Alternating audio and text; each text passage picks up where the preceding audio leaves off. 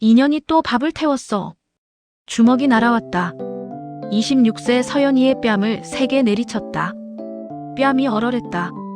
입안에서 비린맛이 났다. 피었다. 죄송합니다. 고개를 숙였다. 눈물이 나오려 했지만 꼭 참았다. 울면 더 맞는다는 걸 알고 있었다. 15년이었다. 10살 때 부모를 잃고 고모네 집으로 온 그날부터 다락방에 갇혀 하루 16시간 노예처럼 일하며 번 돈은 한 푼도 받지 못하고 3천만 원이면 되는데 마침 장가 못 간 남자가 있어. 고모부 박도연이 비열하게 웃었다. 연희는 숨이 멎었다. 팔린다고? 짐짝처럼. 하지만 그날 대형마트 야간 직원으로 위장한 한 남자를 만났다. 그리고 통장에 찍힌 8억이라는 숫자를 보았다.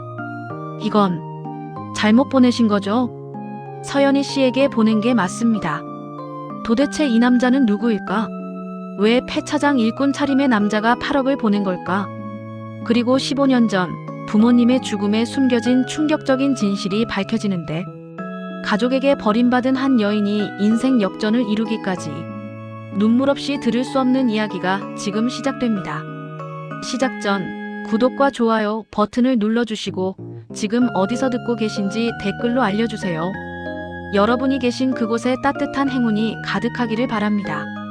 서연이는 10살이었다. 작은 손가락이 건반 위를 춤추듯 날아다녔다. 쇼팽의 녹턴 2번. 관객석에서 환호성이 터졌다. 트로피를 들어올리는 순간 엄마의 눈물, 아빠의 미소가 보였다. 우리 딸 정말 자랑스러워. 그날 밤 집으로 돌아온 연희는 트로피를 안고 잠들었다. 꿈속에서도 피아노를 쳤다. 카네기홀 무대, 링컨 센터, 베를린 필하모닉. 세계 최고의 무대에서 연주하는 자신의 모습을 그렸다. 새벽 2시 연희는 깨어났다. 목이 칼칼했다. 코를 찔렀다. 연기 냄새였다. 방문을 열었다. 복도가 시커먼 연기로 가득했다. 엄마, 아빠. 비명을 질렀다. 하지만 대답이 없었다. 연기가 폐를 짓눌렀다. 숨을 쉴 수 없었다. 계단으로 기어갔다. 뜨거웠다. 손바닥에 물집이 잡혔다. 현관문이 보였다. 하지만 열리지 않았다. 밖에서 잠긴 것 같았다. 왜 잠겨있지? 살려주세요. 누구 없어요. 목이 찢어져라 소리쳤다. 그때 창문이 깨지는 소리가 들렸다. 소방관의 손이 연희를 끌어냈다. 밤하늘에 별이 보였다. 그리고 시뻘건 불꽃이 집을 삼키는 모습이 보였다. 부모님은 나오지 못했다. 15년 후 고모네 식당 주방. 야, 서연이. 접시 좀 빨리 닦아. 고모부 박도연의 고함이 주방을 가득 채웠다. 연희는 거친 수세미로 기름때를 벗겨냈다. 손은 이미 갈라져 있었다. 핸드크림 같은 건 사치였다. 시계를 보았다. 오후 3시. 새벽 5시부터 일했으니 벌써 10시간이었다. 허리가 끊어질 것 같았다. 하지만 쉴 수 없었다. 저녁 장사가 기다리고 있었다. 언니, 설거지 끝나면 홀 청소도 해야 돼. 고모 이선미의 목소리는 언제나 무기력했다. 미안함도 동정도 없었다. 그저 할 일을 전달할 뿐이었다. 네, 고모. 연희는 고개를 숙였다. 15년간 익숙해진 자세였다. 고개를 들면 주먹이 날아왔다. 고개를 들면 욕설이 쏟아졌다. 그래서 항상 고개를 숙이고 살았다. 쯧쯧, 쓸모없는 년. 도연이 연희를 지나치며 혀를 찼다. 소주 냄새가 진동했다. 오후 3시인데 벌써 취해 있었다. 사업 실패 이후 도연은 매일 술에 쩔어 살았다. 그리고 그 분노는 고스란히 연희에게 향했다. 연희의 손가락이 떨렸다. 오른손 약지와 새끼손가락. 2년 전 그날 이후로 완전히 펴지지 않았다. 도연이 화풀이로 문을 3개 닫았다. 연희의 손가락이 문틈에 끼었다. 뼈가 부러지는 소리가 났다. 병원에는 가지 못했다. 도연은 네가 조심하지 그랬어라며 방치했다. 손가락은 기형적으로 굳어버렸다. 피아니스트의 꿈은 그렇게 완전히 무너졌다. 저녁 9시 마지막 손님이 나갔다. 연희는 바닥을 닦았다. 무릎을 꿇고 걸레질을 했다. 등에서 땀이 흘러내렸다. 연희야, 우편함 좀 확인하고 와. 고모의 지시에 연희는 밖으로 나갔다. 3월의 밤바람이 차갑게 뺨을 스쳤다. 우편함을 열었다. 빨간 봉투가 보였다. 독촉장이었다. 최종 통보 3천만 원 즉시 변제 요구. 손이 떨렸다. 연희는 봉투를 들고 안으로 들어갔다. 도연에게 건넸다. 도연은 봉투를 뜯더니 얼굴이 일그러졌다. 이것들이 진짜. 탁자를 주먹으로 내리쳤다. 접시가 바닥에 떨어져 깨졌다. 연희는 움찔했다. 본능적으로 뒤로 물러섰다. 당신, 이제 어떻게 할 거예요? 고모가 떨리는 목소리로 물었다. 방법이 하나 있어. 도연이 천천히 연희를 쳐다봤다. 눈빛이 달랐다. 짐승이 먹잇감을 보는 눈빛이었다. 저번에 말했잖아. 대형마트 야간 직원 있다고. 장가 못 간 남자. 설마. 고모의 얼굴이 창백해졌다. 3천만 원이면 된대. 나이도 비슷하고. 안 돼요. 연희는 아직. 닥쳐. 도연의 고함에 고모는 입을 다물었다. 연희는 그 자리에 얼어붙었다. 귀를 의심했다. 자신을 판다고. 3천만 원에. 내일 데려올 거야. 준비해. 도연이 일어서며 연희의 어깨를 거칠게 잡았다. 손톱이 파고들었다. 아팠다. 하지만 소리내지 못했다. 그날 밤 연희는 다락방에 올라갔다. 15년간 살았던 좁은 공간이었다. 천장이 너무 낮아서 서 있을 수도 없었다. 무릎을 꿇고 앉아야 했다. 오래된 가방을 꺼냈다. 엄마가 마지막으로 사준 가방이었다. 지퍼를 열었다. 안에는 트로피 하나가 들어있었다. 15년 전 그날 마지막으로 받은 트로피. 손으로 트로피를 쓰다듬었다. 차가웠다. 눈물이 떨어졌다. 트로피 표면에 눈물 자국이 생겼다. 엄마, 아빠. 목소리가 떨렸다. 15년 만에 부모를 불렀다. 하지만 대답은 없었다. 영원히 돌아오지 않을 사람들이었다. 휴대폰이 울렸다. 문자였다. 내일 오전 10시. 준비해라. 마이너스 고모부. 연희는 휴대폰을 꼭 쥐었다. 화면이 금이 간 휴대폰이었다. 5년 전부터 쓴 것이었다. 새 것을 살 돈이 없었다. 아니, 돈을 벌어도 모두 도연이 빼앗아갔다. 창밖을 봤다. 달이 떠 있었다. 보름달이었다. 밝았다. 너무 밝아서 오히려 슬펐다. 내일이면 나는 어디로 가는 걸까? 팔려가는 거야. 짐짝처럼. 이게 내 인생의 끝인가? 질문만 맴돌았다. 답은 없었다. 다음 날 오전 10시 검은 승용차 한 대가 식당 앞에 멈췄다. 연희는 작은 가방 하나만 들고 밖으로 나왔다. 가방 안에는 트로피와 옷 몇 벌이 전부였다. 도연이 연희의 팔을 잡았다. 차에 밀어 넣었다. 연희는 비틀거렸다. 좌석에 쓰러지듯 앉았다. 잘 살아. 우리가 15년 키워줬으니 은혜는 알아야지. 도연의 비열한 웃음소리가 들렸다. 차문이 쿵 닫혔다. 시동이 걸렸다. 차가 출발했다. 연희는 뒤를 돌아봤다. 고모가 식당 문 앞에 서 있었다. 눈물을 닦고 있었다. 하지만 손을 흔들지는 않았다. 그저 고개를 돌렸다. 역시 아무도 날 지켜주지 않아. 연희는 창밖을 봤다. 스쳐 지나가는 풍경들. 익숙한 거리가 점점 멀어졌다. 15년을 살았던 동네가 사라졌다.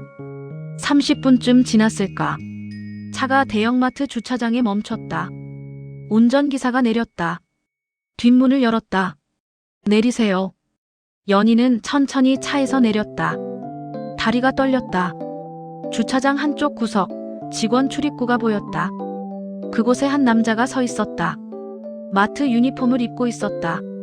야간 근무자의 피곤한 얼굴이었다. 하지만 눈빛만은 깊고 또렷했다. 한지훈이었다. 연희와 지훈의 눈이 마주쳤다. 그 순간 연희는 느꼈다. 이 사람의 눈빛은 도현과 달랐다. 짐승의 눈이 아니었다. 사람의 눈이었다. 서연애 씨죠? 지훈이 조용히 물었다. 목소리는 낮고 차분했다. 네. 연희는 겨우 대답했다. 목소리가 떨렸다. 지우는 가방에서 봉투를 꺼냈다. 두툼한 봉투였다. 운전기사에게 건넸다. 기사는 확인도 하지 않고 차에 올라탔다. 그리고 떠났다. 연희는 그 자리에 혼자 남았다. 낯선 남자와 단둘이. 대형마트 주차장 한 구석에서. 가시죠. 지훈이 직원 출입구를 가리켰다. 연희는 천천히 걸었다. 다리에 힘이 없었다.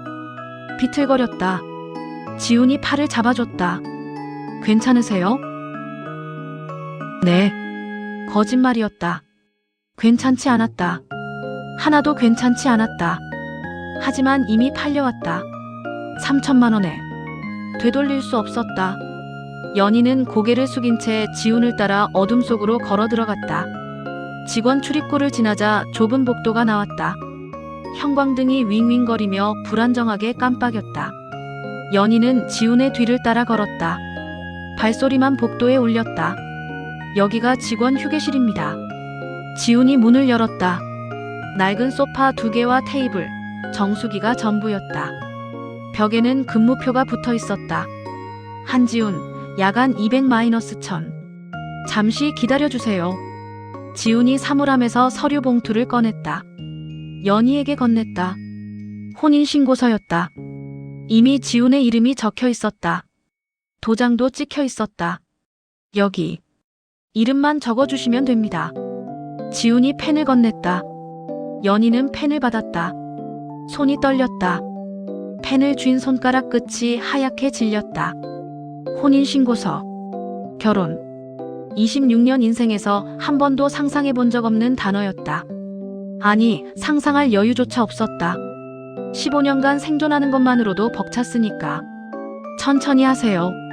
급하지 않아요. 지훈의 목소리가 들렸다. 따뜻했다. 재촉하지 않았다. 도연의 목소리와 달랐다. 그 차이가 연희를 더 혼란스럽게 만들었다. 연희는 떨리는 손으로 자신의 이름을 적었다.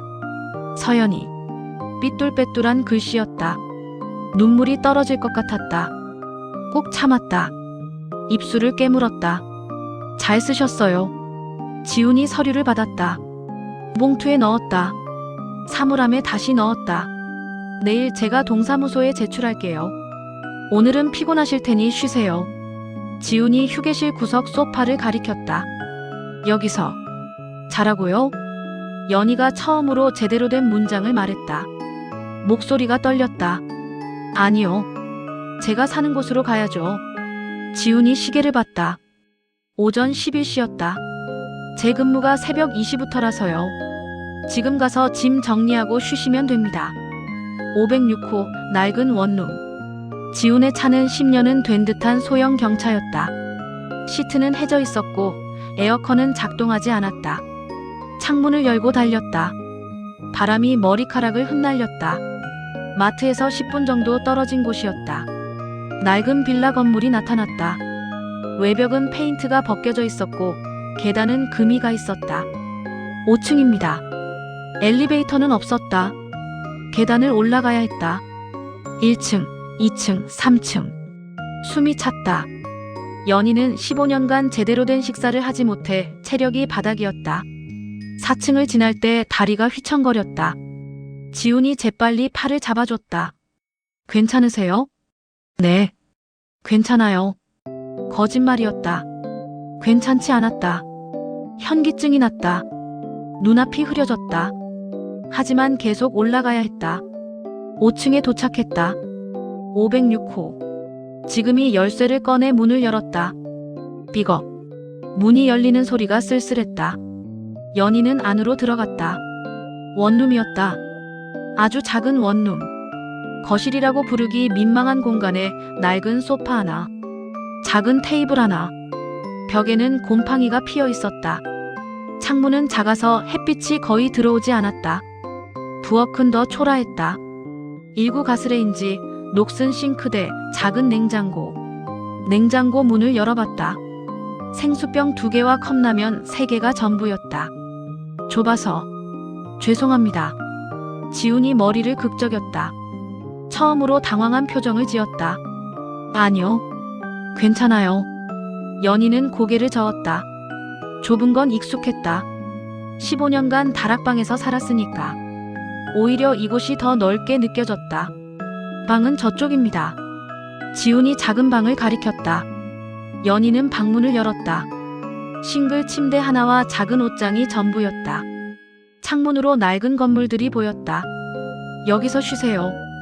저는 거실에서 잘게요. 지훈이 말했다. 연희는 고개를 돌렸다. 거실에서요? 하지만 괜찮아요. 익숙해요. 지훈이 미소 지었다. 피곤한 미소였다. 야간 근무로 지친 얼굴이었다. 생활비는 얼마나 드릴까요? 연희가 조심스럽게 물었다. 도연은 한 푼도 주지 않았다. 하지만 이 사람은 다를 것 같았다. 생활비요? 지훈이 잠시 생각하더니 지갑을 꺼냈다. 5만원권 지폐를 꺼냈다. 한 장, 두 장, 10장을 꺼냈다. 50만원입니다. 필요한 거 사세요. 이렇게 많이요? 연희의 눈이 커졌다. 50만원. 평생 한 번에 쥐어본 적 없는 돈이었다. 적으면 더 드릴까요? 아니요. 충분해요. 너무 많아요. 연희는 떨리는 손으로 돈을 받았다. 손에 쥐어진 지폐가 무거웠다. 눈물이 핑 돌았다. 지우는 거실 소파에 담요를 깔았다. 그리고 누웠다. 오전 근무가 끝나고 집에 왔으니 자야 할 시간이었다. 연희는 방에 들어가 문을 닫았다. 침대에 조심스럽게 앉았다. 낡았지만 푹신했다. 15년간 다락방 바닥에서 잤던 것과는 비교할 수 없었다. 가방을 열었다. 트로피를 꺼냈다. 창가에 놓았다. 햇빛이 트로피 표면에 반사되어 반짝였다. 엄마, 아빠, 저 이제 어떻게 해야 해요? 속삭였다. 대답은 없었다. 침대에 누웠다. 천장을 바라봤다. 천장에는 얼룩이 져 있었다. 비가 샜던 흔적이었다. 거실에서 지훈의 고른 숨소리가 들렸다. 자고 있는 것 같았다. 연희는 눈을 감았다. 하지만 잠이 오지 않았다. 이 사람은 누구일까? 왜 나를 3천만 원에 샀을까? 나한테 뭘 원하는 걸까? 질문이 꼬리를 물었다. 두려웠다. 하지만 이상하게도 도연의 집에 있을 때보다는 덜 무서웠다. 오후 6시 알람 소리에 연희는 깼다. 지훈의 알람이었다. 거실에서 움직이는 소리가 들렸다. 수돗물 트는 소리, 세수하는 소리. 연희는 방문을 살짝 열었다. 지훈이 유니폼을 입고 있었다. 야간 근무 준비를 하는 중이었다. 일어나셨어요? 지훈이 연희를 봤다. 네. 저녁은요? 저는 마트에서 먹어요. 도시락 주거든요. 지훈이 가방을 챙겼다. 연희 씨는 냉장고에 라면 있으니까 드세요. 내일 장 봐올게요. 아, 네. 지훈이 신발을 신었다. 현관문을 열었다. 나가려다 멈췄다. 뒤돌아봤다. 연희 씨. 네. 여기서 편하게 지내세요. 당신 집이에요. 그 말을 남기고 지훈은 나갔다. 문이 닫혔다. 발소리가 계단을 타고 멀어졌다. 연희는 그 자리에 서 있었다. 당신 집이라고. 그 말이 계속 귓가에 맴돌았다. 15년 만에 처음으로 들은 말이었다. 누군가 자신에게 집이라는 단어를 쓴 것이. 3일이 지났다. 연희는 조심스럽게 생활했다. 아침에 청소를 했다. 빨래를 했다. 지훈이 남긴 50만 원으로 시장에 가서 장을 봤다. 두부, 계란, 김치, 고등어. 저녁이 되면 지훈을 위해 밥을 차렸다. 소박했다. 하지만 정성을 다했다. 지훈은 항상 깨끗이 비웠다. 맛있어요. 정말. 짧은 한마디였지만 연희에게는 큰 위로였다. 15년간 한 번도 들어보지 못한 말이었으니까. 나흘째 되는 날 밤이었다. 연희는 방에서 휴대폰을 보고 있었다. 오래된 휴대폰이었다. 화면이 금이 가 있었다. 윙. 문자 알림이 울렸다. 은행 문자였다. 연희는 무심코 열었다. 입금 8억 원. 입금인 한지훈. 숨이 멎었다. 8억. 눈을 비볐다. 다시 봤다. 숫자는 그대로였다. 8억 원이 맞았다. 손이 떨렸다. 휴대폰을 떨어뜨릴 뻔했다. 두 손으로 꽉 쥐었다. 심장이 미친 듯이 뛰었다. 뭐지? 이게. 은행 앱을 열었다. 계좌를 확인했다. 잔액 8억 원. 틀림없었다. 거래 내역을 봤다. 송금인 한지훈. 오늘 날짜. 오늘 시각. 잘못. 보내신 거야. 분명히. 연희는 벌떡 일어났다. 방문을 열었다. 거실로 뛰어나갔다. 맨발이었다. 차가운 바닥을 밟았지만 느껴지지 않았다. 지우는 소파에 앉아 노트북을 보고 있었다. 야근이 없는 날이었다. 연희의 발소리에 고개를 들었다. 연희 씨, 무슨 일이에요? 이거요. 연희가 휴대폰을 내밀었다. 손이 너무 떨려서 화면이 흔들렸다. 8억이 찍혔어요. 잘못 보내신 거죠? 그렇죠. 목소리가 점점 커졌다. 눈물이 차올랐다. 무서웠다. 이렇게 큰 돈이 실수로 들어왔다면 어떡하나. 돌려줘야 하는데 이미 생활비로 몇만 원을 썼는데. 지우는 조용히 노트북을 닫았다. 일어섰다. 연희에게 다가왔다. 연희의 눈을 똑바로 봤다. 서연희 씨에게 보낸 게 맞습니다. 네. 잘못 보낸 게 아니에요. 지훈의 목소리는 낮고 차분했다. 하지만 단호했다. 하지만 저는 이런 돈을 당신 돈이에요. 왜요? 왜 저한테 이런 돈을요? 연희의 목소리가 떨렸다. 눈물이 뚝 떨어졌다.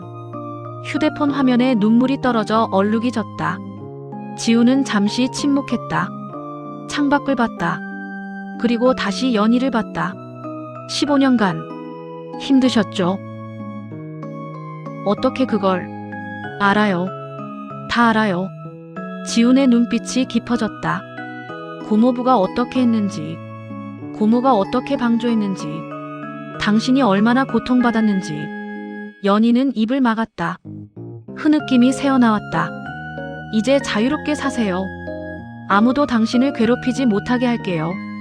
지훈이 연희의 어깨에 조심스럽게 손을 올렸다. 약속합니다. 연희는 그 자리에 주저앉았다. 무릎이 꿇어졌다. 눈물이 쏟아졌다. 15년간 참았던 눈물이 한꺼번에 터져나왔다. 지훈은 아무 말하지 않았다. 그저 연희 곁에 조용히 앉아 있었다. 형광등이 깜빡거렸다. 밤은 깊어갔다. 하지만 연희는 처음으로 느꼈다. 혼자가 아니라는 것을. 일주일이 지났다.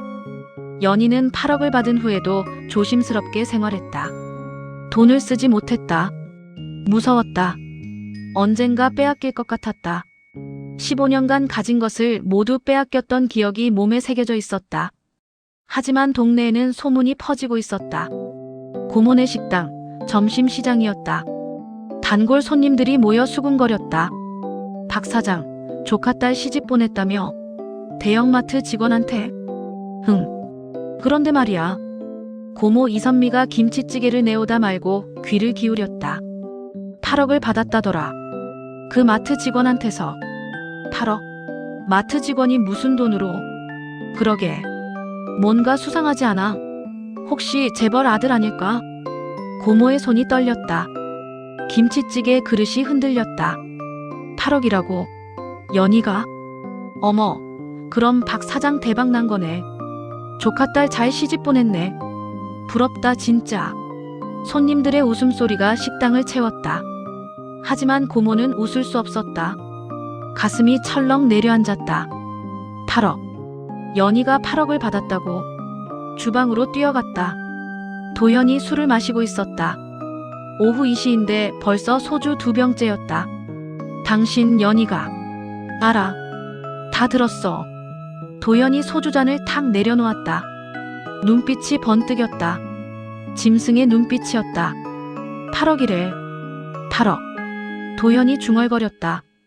입꼬리가 올라갔다. 비열한 미소였다. 우리 빚이 얼마야? 3천만 원. 거기다 이자까지 합치면 5천만 원. 그런데 8억이라고. 당신 설마 당연하지. 그 돈 원래 우리 거야. 도연이 벌떡 일어났다. 휴대폰을 꺼냈다. 전화를 걸었다. 유진아, 나야. 아빠.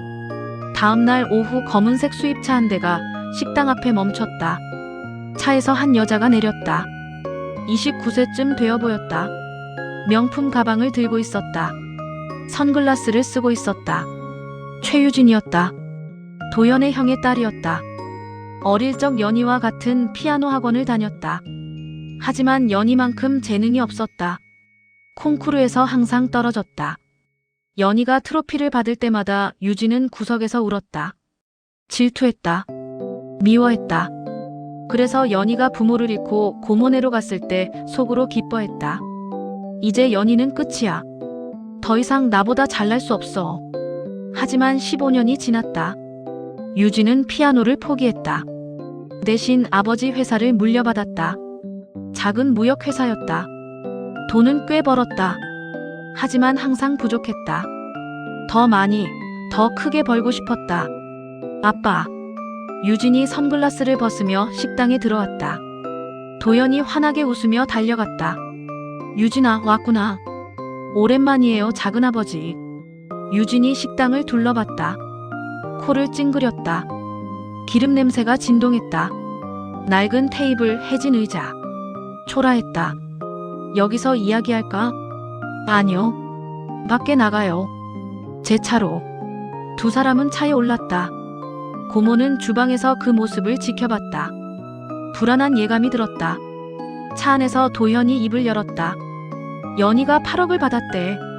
알아요. SNS에 다 퍼졌더라고요. 유진이 휴대폰을 꺼냈다. 화면을 보여줬다. 동네 맘카페 게시물이었다. 박도연 씨 조카딸 마트 직원한테 시집가서 8억 받았대요. 대박. 댓글이 수십 개 달려 있었다.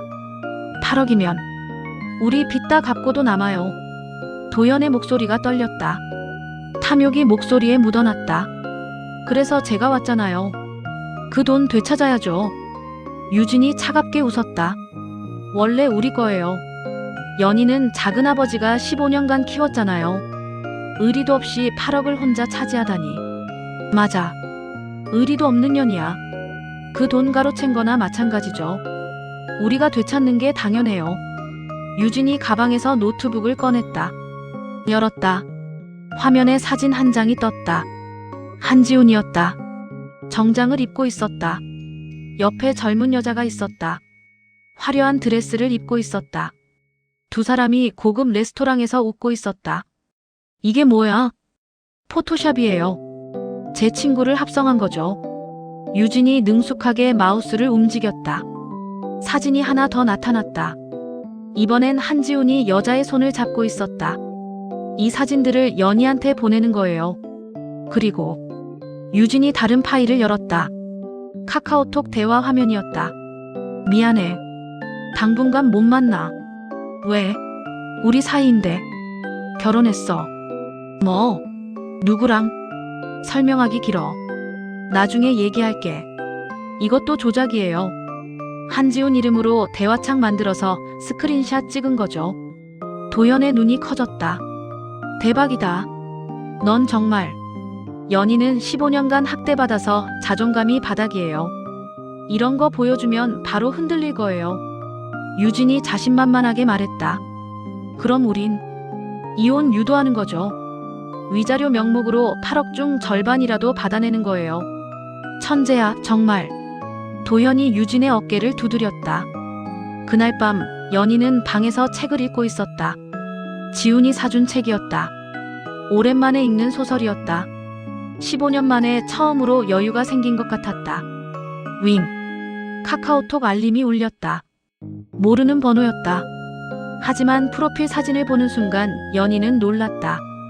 최유진이었다. 수아야, 나 유진이야. 오랜만이다.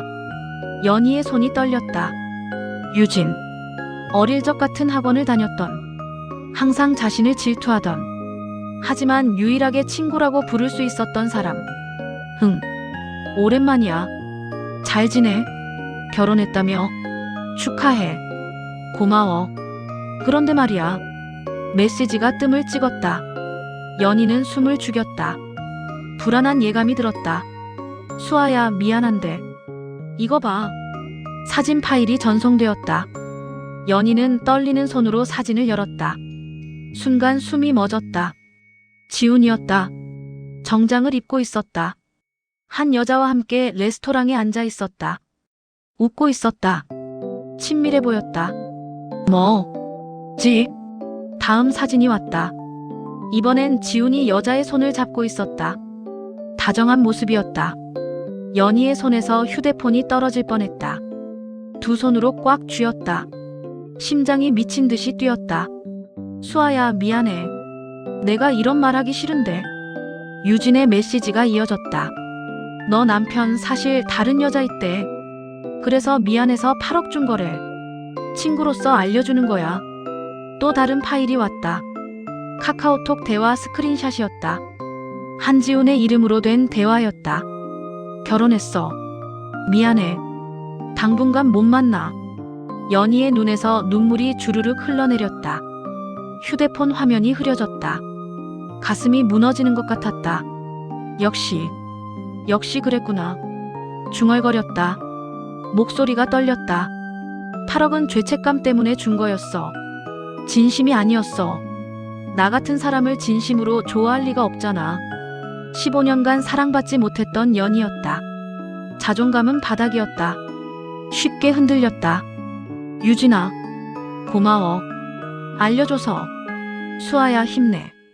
넌 더 나은 사람 만날 수 있어. 대화가 끝났다. 연희는 휴대폰을 내려놓았다.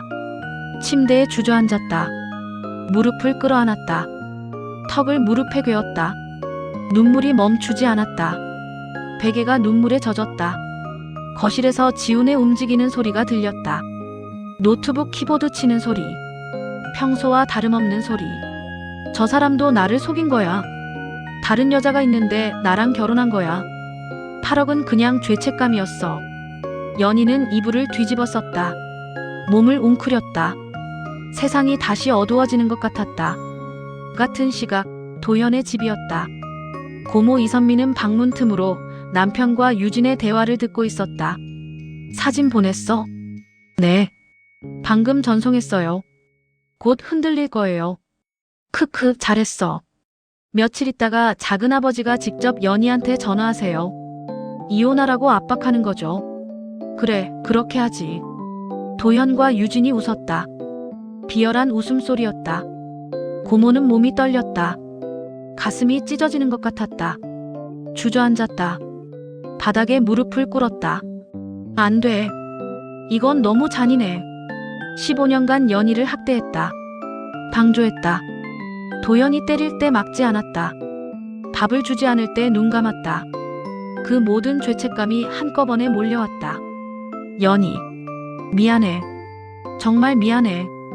고모는 조용히 휴대폰을 꺼냈다. 녹음 앱을 켰다. 방문에 휴대폰을 갖다 댔다. 도현과 유진의 목소리가 녹음되었다. 8억 중 절반만 받아도 4억이야. 맞아요. 우리 빚 갚고 새 사업 시작할 수 있어요. 연희 그녀는 원래 우리가 키웠으니까 당연한 거야. 당연하죠. 의리도 없이 혼자 다 차지하려고 하다니. 녹음이 계속되었다. 고모는 눈물을 닦았다. 5분간 녹음했다. 충분했다. 방으로 돌아갔다. 가방을 챙겼다. 녹음 파일을 백업했다. 그리고 조용히 집을 나왔다. 택시를 탔다. 어디 가세요? 마트 근처 빌라촌이요. 고모는 떨리는 손으로 휴대폰을 쥐었다. 연희에게 문자를 보냈다. 수아야, 나 고모야. 지금 너 집으로 가고 있어. 중요한 얘기가 있어. 제발 문 열어줘. 택시가 밤거리를 달렸다. 가로등 불빛이 차창에 반사되었다. 고모의 눈에서 눈물이 흘렀다. 이번만은 제대로 해야 해. 연희를 지켜야 해. 15년 동안 한 번도 하지 못했던 일이었다. 하지만 이제는 해야 했다. 늦었지만 그래도 해야 했다. 택시가 빌라 앞에 멈췄다. 고모는 내렸다. 5층까지 계단을 올라갔다. 숨이 찼다. 하지만 멈추지 않았다. 506호 앞에 섰다. 초인종을 눌렀다. 딩동. 안에서 움직이는 소리가 들렸다. 문이 열렸다. 연희가 나타났다. 눈이 퉁퉁 부어 있었다. 울었다는 증거였다. 고모. 수아야. 고모가 연희를 안았다. 연희는 굳어 있었다. 15년간 한 번도 안아본 적 없는 고모였다. 미안해. 정말 미안해. 고모가 흐느꼈다. 사진은 가짜야. 다 조작이야. 유진이가 만든 거야. 고모가 휴대폰을 꺼냈다. 녹음 파일을 재생했다. 도현과 유진의 목소리가 흘러나왔다. 연희는 온몸이 얼어붙었다. 가짜라고. 조작이라고. 녹음이 끝났다. 고모가 연희의 손을 잡았다. 한지훈 씨는 착한 사람이야. 너를 진심으로 아껴. 속지 마. 연희는 그 자리에 주저앉았다. 눈물이 다시 쏟아졌다. 하지만 이번엔 안도의 눈물이었다. 고모가 돌아간 지 이틀이 지났다. 연희는 지훈에게 모든 것을 말했다. 유진의 조작된 사진, 도현의 계획, 고모의 녹음 파일까지. 지훈의 얼굴이 굳어졌다. 주먹을 쥐었다. 손등에 핏줄이 붉어졌다. 더 이상 당신을 위험하게 두지 않겠어요. 지훈이 낮은 목소리로 말했다. 연희는 그의 손을 잡았다. 무서워요. 고모부가 또. 괜찮아요. 제가 지킬게요. 하지만 도현은 이미 움직이고 있었다. 그날 오후 지훈은 마트 본사 회의에 참석해야 했다. 연희는 혼자 집에 남았다. 청소를 하고 있었다. 걸레로 바닥을 닦으며 생각에 잠겼다. 지훈 씨는 좋은 사람이야. 진짜 나를 아껴주는 사람이야. 그때였다. 똑똑. 현관문을 두드리는 소리가 들렸다. 연희는 걸레를 내려놓고 문으로 갔다. 문구멍으로 밖을 내다봤다. 택배기사 같았다. 유니폼을 입고 있었다. 박스를 들고 있었다. 택배요.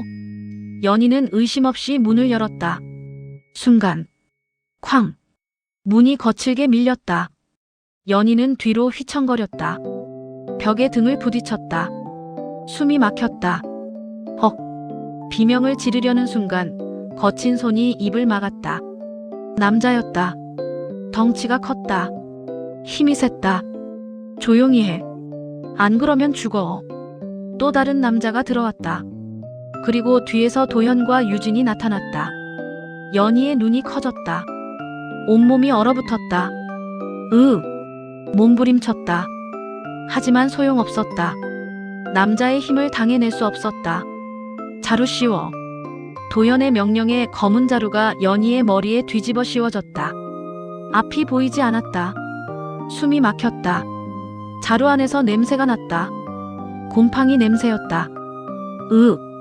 끌려갔다. 계단을 내려가는 소리가 들렸다. 차 문 여는 소리. 차 안으로 던져졌다. 등이 좌석에 부딪혔다. 아팠다. 차가 출발했다. 엔진 소리가 들렸다. 진동이 느껴졌다. 수아야, 조용히 있어. 안 그러면 더 아플 거야. 도현의 목소리였다. 차갑고 잔인했다. 연희는 자루 속에서 몸을 웅크렸다. 떨렸다. 온몸이 떨렸다. 이가 딱딱 부딪혔다. 어디로 가는 거지? 뭘 하려는 거지? 두려웠다. 너무 무서웠다. 1시간쯤 지났을까? 차가 멈췄다. 문이 열렸다. 다시 끌려 나왔다. 자루가 벗겨졌다. 눈이 부셨다. 햇빛이 쏟아졌다. 눈을 깜빡였다. 초점이 맞춰졌다. 폐공장이었다. 거대한 건물이 눈앞에 있었다. 외벽은 무너져 있었다. 창문은 깨져 있었다. 녹슨 철골 구조물이 비틀어져 있었다. 여기가 기억나? 15년 전에도 왔었잖아. 도현이 비열하게 웃었다. 연희는 숨이 막혔다. 기억났다. 10살 때 부모님이 도현을 찾아 이곳에 왔었다. 도현의 공장이었다. 하지만 사업이 실패해서 폐쇄되었다. 안으로 가자. 도현이 연희를 밀었다. 공장 안으로 들어갔다. 어두웠다. 기계들이 녹슬어 있었다. 바닥에는 폐유가 고여 있었다. 공장 중앙에 철기둥이 있었다. 도연이 연희를 그 기둥으로 끌고 갔다. 밧줄을 꺼냈다. 팔 뒤로. 싫어요. 연희가 저항했다. 하지만 남자 둘이 팔을 잡았다. 기둥에 묶였다. 밧줄이 손목을 파고들었다. 아팠다. 자, 이제 내 남편한테 전화해야지. 도연이 휴대폰을 꺼냈다. 지훈의 번호를 눌렀다. 스피커폰으로 했다. 신호음이 울렸다. 한 번, 두 번, 세 번. 여보세요. 지훈의 목소리가 들렸다. 연희는 눈물이 났다. 강민준 씨? 아, 아니지. 한지훈 씨였지. 도연이 조롱하듯 웃었다. 나 이강철이야. 홍수아. 아니, 서연이 외삼촌. 무슨 일이십니까? 지훈의 목소리가 차갑게 가라앉았다. 마누라 지금 여기 있어. 보고 싶으면 8억 들고 혼자 와. 어디 있습니까? 북쪽 공단 폐공장. 15년 전 그곳. 알지? 밤 10시까지 와. 늦으면. 도연이 주머니에서 라이터를 꺼냈다. 딸깍 불을 켰다. 파란 불꽃이 일었다. 마누라 태워버린다. 알겠습니다. 전화가 끊겼다. 도연이 휴대폰을 주머니에 넣었다. 유진이 옆에서 팔짱을 끼고 웃었다. 아빠, 진짜 올까? 올 수밖에 없지. 8억 때문에 결혼한 여자는 아니니까. 연희는 고개를 떨구었다. 눈물이 뚝뚝 떨어졌다. 바닥에 눈물 자국이 생겼다. 지훈 씨, 오지 마세요. 위험해요. 시간이 흘렀다. 해가 졌다. 공장은 어둠에 잠겼다. 달빛만 깨진 창문으로 희미하게 들어왔다. 연희는 여전히 기둥에 묶여 있었다. 손목이 쓰렸다. 밧줄이 살을 파고들었다. 피가 났다. 도연은 공장 구석에서 담배를 피우고 있었다. 유진은 휴대폰을 보고 있었다. 고용한 남자 둘은 입구를 지키고 있었다. 작은아버지, 연희 부모님 진짜 사고로 돌아가신 거 맞아요? 유진이 물었다. 도연은 담배 연기를 내뿜었다. 궁금해? 그냥요. 15년 전 일이잖아요. 도연이 웃었다. 비열한 웃음이었다. 사고 아니었어. 순간 연희의 귀가 쫑긋 섰다. 사고가 아니라고. 내가 문 잠갔거든. 뭐? 유진도 놀랐다. 15년 전 연희 부모가 내 횡령을 눈치챘어. 회사 돈 빼돌리는 거. 고발하려고 했지. 도연이 담배를 바닥에 던졌다. 발로 밟아 껐다. 그래서 화재를 냈어. 그날 밤 연인의 집에 몰래 들어가서 가스밸브를 열어뒀지. 그리고 현관문을 밖에서 잠갔어. 연희는 숨이 멎었다. 온몸이 얼어붙었다. 불이 났을 때 연희 부모는 현관문을 열려고 했겠지. 하지만 열리지 않았어. 크크크. 아빠. 그럼 살인이잖아요. 그래. 살인이지. 근데 15년 지났어. 공소시효 끝났어. 도연이 자신만만하게 말했다. 어차피 증거도 없어. 다 불에 타 없어졌어. 연희는 비명을 지르고 싶었다. 하지만 목소리가 나오지 않았다. 목구멍이 막힌 것 같았다. 엄마, 아빠, 사고가 아니었어. 살해당한 거였어. 분노가 치밀었다. 온몸이 떨렸다. 밧줄을 풀려고 몸부림쳤다. 하지만 소용없었다. 밧줄은 더 깊이 파고들었다. 손목에서 피가 더 흘렀다. 밤 10시가 되었다. 공장 입구로 헤드라이트가 비쳤다. 차 한 대가 들어왔다. 멈췄다. 지훈이 내렸다. 손에 검은색 가방을 들고 있었다. 혼자였다. 왔구나. 도연이 나타났다. 유진도 따라 나왔다. 고용한 남자들도 함께였다. 8억 가져왔어. 여기 있습니다. 지훈이 가방을 바닥에 던졌다. 쿵 소리가 났다. 가방이 땅에 떨어지며 지퍼가 벌어졌다. 안에서 현금 다발이 보였다. 도연의 눈이 번뜩였다. 달려가서 가방을 열었다. 돈을 확인했다. 진짜였다. 손으로 더듬었다. 냄새를 맡았다. 크크 좋아. 역시 재벌 아들이네. 이제 연희 씨 풀어주세요. 지훈의 목소리는 차분했다. 하지만 눈빛은 차갑게 가라앉아 있었다. 아, 그래야지. 도연이 고개를 끄덕였다.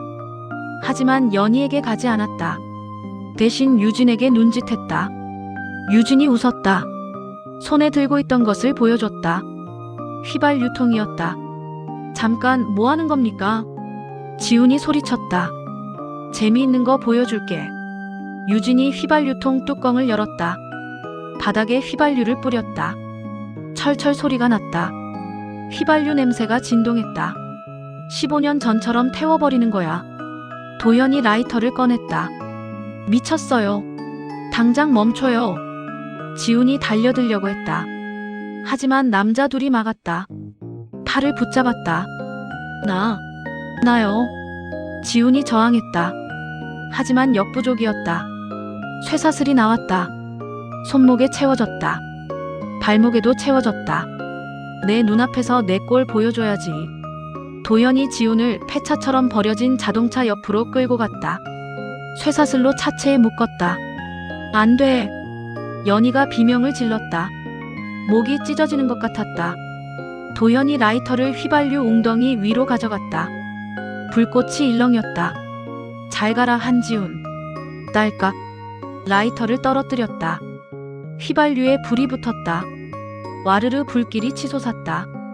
파란 불꽃이 순식간에 퍼졌다. 열기가 얼굴을 때렸다. 안 돼. 안 돼. 연희가 울부짖었다. 밧줄을 풀려고 필사적으로 몸을 비틀었다. 손목에서 피가 흘렀다. 하지만 멈추지 않았다. 불길이 지훈 쪽으로 다가갔다. 지훈은 쇠사슬을 풀려고 했다. 하지만 움직일 수 없었다. 땀이 흘러내렸다. 열기에 숨이 막혔다. 연희 씨, 눈 감아요. 지훈이 소리쳤다. 싫어요. 싫어. 연희는 계속 밧줄을 풀려고 했다. 마침내 한쪽 손이 빠져나왔다. 피투성이었다. 하지만 상관없었다. 다른 손도 풀었다. 자유로워졌다. 바로 그때였다. 이강철, 당장 멈춰. 공장 입구에서 여자의 목소리가 울려 퍼졌다. 고모 이선미였다. 숨을 헐떡이며 달려왔다. 그리고 뒤에서 또 다른 사람이 나타났다. 60대쯤 되어 보이는 여자였다. 단정한 옷차림이었다. 나는 정미숙이다. 연희 어머니의 친구. 미숙이 앞으로 걸어 나왔다. 손에 USB를 들고 있었다. 내 놈이 15년 전 연희 부모를 죽인 거 다 알아. 증거도 있어. 도연의 얼굴이 창백해졌다. 무슨 헛소리야. 헛소리? 15년 전 현장 CCTV 영상 여기다 있어. 내가 가스밸브 열고 문 잠그는 거. 미숙이 USB를 흔들었다. 그리고 연희 학대한 사진 800장. 15년치 다 찍었어. 경찰 사이렌 소리가 들렸다. 빨간 불빛이 어둠을 밝혔다. 경찰차 여러 대가 들이닥쳤다. 꼼짝 마. 손들어. 경찰들이 총을 겨눴다. 도연과 유진은 도망칠 곳이 없었다. 수갑이 채워졌다. 소방관들이 불을 껐다. 지훈을 구출했다. 연희는 지훈에게 달려갔다. 무릎을 꿇었다. 지훈의 손을 잡았다. 괜찮아요? 괜찮아요. 살았어요. 지훈이 힘겹게 미소 지었다. 연희는 지훈을 안았다. 눈물이 쏟아졌다. 하지만 이번엔 안도의 눈물이었다. 살아있었다. 함께 살아남았다. 석 달 후 서울중앙지방법원 대법정이었다. 방청석은 가득 찼다. 기자들이 카메라를 들고 서 있었다. 플래시가 터졌다. 피고인석에 박도현과 최유진이 앉아 있었다. 수갑을 차고 있었다. 도연의 얼굴은 수척했다. 3개월간 구치소 생활로 살이 빠졌다. 유진은 고개를 떨구고 있었다. 화려했던 모습은 온데간데 없었다. 피고인 박도연, 일어서시오. 판사가 말했다. 도연이 떨리는 다리로 일어섰다. 피고인은 15년 전 친누나 부부의 주거지에 침입하여 가스밸브를 개방하고 현관문을 외부에서 잠가 화재를 발생시켜 2명을 살해했습니다. 방청석이 술렁였다. 연희는 지훈의 손을 꽉 쥐었다. 지훈이 손을 더 세게 잡아줬다. 또한 피해자 서연이를 15년간 학대하고 착취했으며 금전을 빼앗기 위해 납치 및 살인 미수를 저질렀습니다. 판사가 서류를 내려다봤다. 잠시 침묵이 흘렀다. 피고인 박도연 살인죄, 방화죄 아동학대, 납치, 살인미수 혐의로 무기징역을 선고합니다. 도연의 다리가 꺾였다. 주저앉았다. 교도관이 부축했다. 하지만 도연은 일어서지 못했다. 피고인 최유진, 일어서시오. 유진이 떨리는 몸으로 일어섰다. 눈물이 흘렀다. 마스카라가 번졌다. 피고인은 납치 및 살인미수에 공모하고 사진 조작 및 허위 사실 유포로 피해자에게 정신적 고통을 가했습니다. 판사님, 죄송합니다. 제발. 유진이 울먹였다. 하지만 판사는 표정을 바꾸지 않았다. 징역 7년을 선고합니다. 유진이 비명을 질렀다. 싫어. 안 돼. 교도관이 유진을 끌어냈다. 발버둥 쳤지만 소용없었다. 피고인 고이선미. 고모가 일어섰다. 얼굴은 창백했다. 손이 떨렸다. 피고인은 15년간 조카 서연이에 대한 학대를 방조했으며 증거를 은폐하려 했습니다. 연희는 고모를 바라봤다. 고모도 연희를 봤다. 눈물이 흘렀다. 하지만 피고인이 진심으로 참회하고 결정적인 증언과 증거를 제공하여 피해자를 구출하는 데 기여한 점을 참작합니다. 판사가 망치를 들었다. 징역 2년, 집행유예 3년을 선고합니다. 고모가 무릎을 꿇었다. 바닥에 이마를 댔다. 연희를 향해 절했다. 수아야, 미안해. 정말 미안해. 목소리가 떨렸다. 연희는 눈물을 닦았다. 고개를 끄덕였다. 재판이 끝났다. 연희와 지우는 법정을 나왔다. 복도에 미숙이 기다리고 있었다. 연희야, 잘 견뎠어. 미숙이 연희를 안았다. 연희는 미숙의 품에서 울었다. 이모, 고마워요. 15년간 지켜봐 주셔서. 내 엄마가 부탁했어. 딸 좀 지켜봐 달라고. 약속을 지킨 것뿐이야. 한 달 후 글로벌 유통 그룹 본사 대회의실이었다. 긴급 이사회가 열렸다. 지훈이 단상에 섰다. 정장을 입고 있었다. 더 이상 야간 근무복 차림이 아니었다. 저는 지난 2년간 현장에서 근무하며 우리 그룹의 문제점을 직접 목격했습니다. 프로젝터에 자료가 떴다. 그래프와 사진들이었다. 물류센터 직원들의 과도한 노동시간, 안전장비 부족, 임금 체불. 이사들이 쑥덕였다. 불편한 표정을 지었다. 그리고 이 모든 것의 배후에 있던 사람. 화면이 바뀌었다. 한 남자의 사진이 떴다. 장태수, 그룹 부사장이었다. 장태수 부사장은 15년간 그룹 자금을 횡령하고 안전점검을 조작했으며 협력업체에 리베이트를 요구했습니다. 증거 자료가 쏟아졌다. 통장 사본, 녹음 파일, 이메일 기록. 이는 15년 전 백두산 고문에게 씌운 누명의 진범이 바로 장태수였다는 증거입니다. 장태수가 벌떡 일어났다. 얼굴이 벌겋게 달아올랐다. 이건 조작이야. 말도 안 되는. 조작이 아닙니다. 지훈이 차갑게 말했다. USB를 꺼내 들었다. 2년간 제가 직접 수집한 증거입니다. 검찰에도 이미 제출했습니다. 그 순간 회의실 문이 열렸다. 검사 2명이 들어왔다. 장태수 씨, 특정경제범죄 가중처벌법 위반 혐의로 체포합니다. 수갑이 채워졌다. 장태수가 끌려나갔다. 이사들은 아무 말도 하지 못했다. 회장인 지훈의 아버지가 일어섰다. 눈가에 눈물이 맺혔다. 지훈이가 우리 그룹을 살렸습니다. 이제 새로운 경영이 필요합니다. 찬성합니다. 이사들이 하나둘 손을 들었다. 그렇다면 한지훈 전무를 신임 대표이사로 추대하고자 합니다. 박수가 터졌다. 지훈은 고개를 숙여 인사했다. 사람이 중심이 되는 경영을 약속드립니다. 현장 직원들의 목소리에 귀 기울이겠습니다. 회의가 끝났다. 지훈이 복도로 나왔다.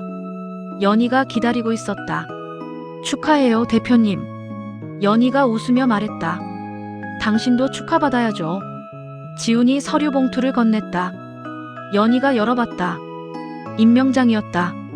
글로벌 유통 그룹 직원 권익보호 담당 이사 서연이. 저를 이사로요?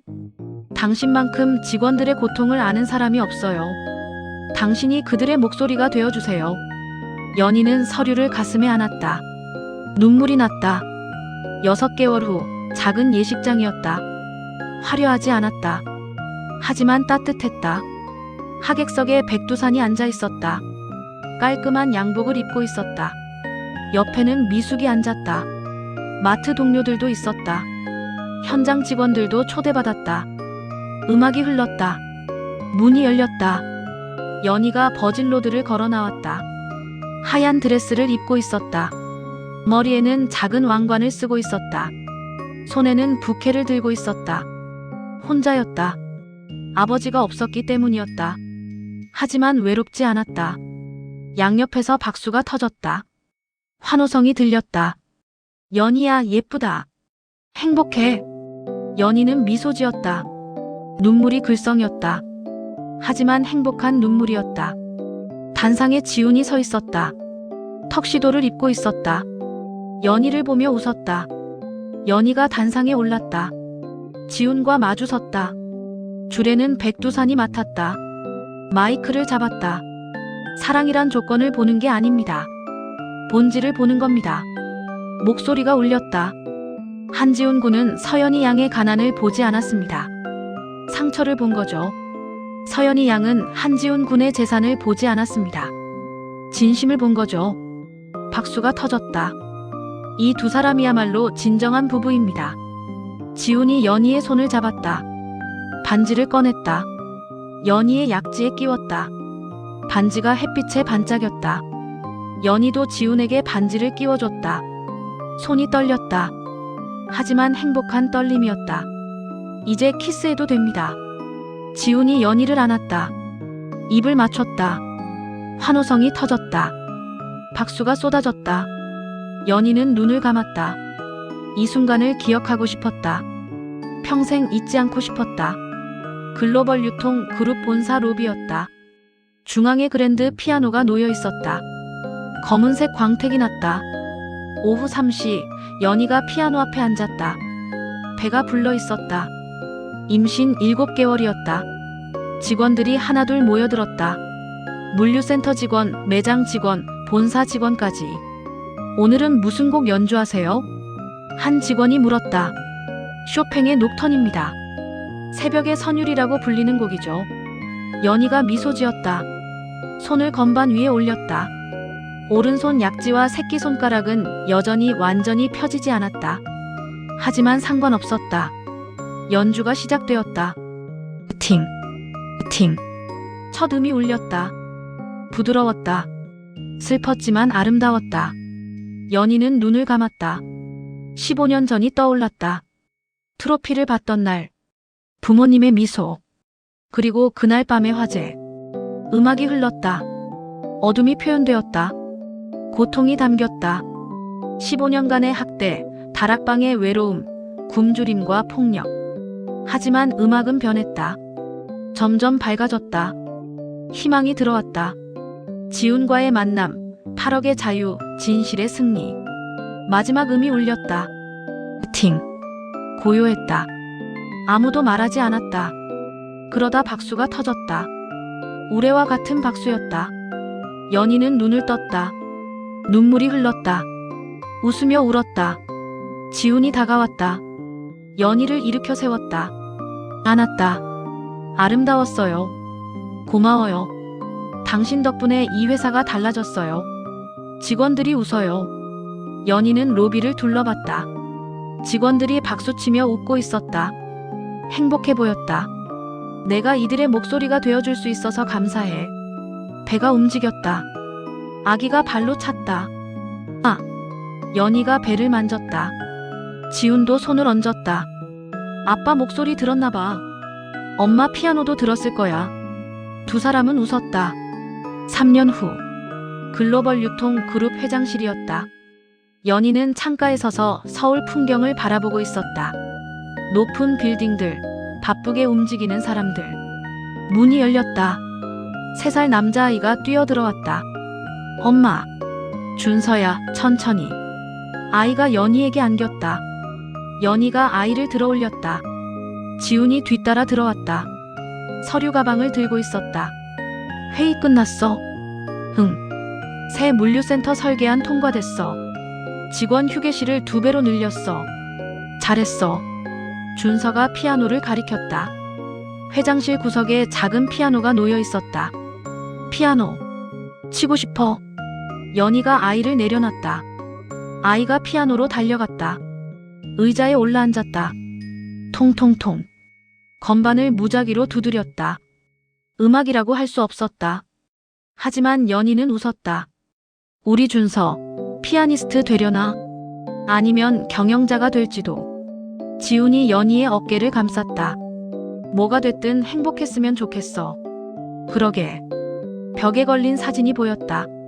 야간 근무복을 입은 지훈과 낡은 원룸 앞에 선 연희의 사진이었다. 저 때가 그립기도 해. 연희가 중얼거렸다. 힘들었잖아. 힘들었지. 하지만 진짜였어. 모든 게 진실이었어. 지훈이 연희를 안았다. 연희도 지훈을 안았다. 준서가 피아노를 치며 웃었다. 해가 서쪽으로 기울었다. 노을이 회장실을 붉게 물들였다. 연희는 창밖을 봤다.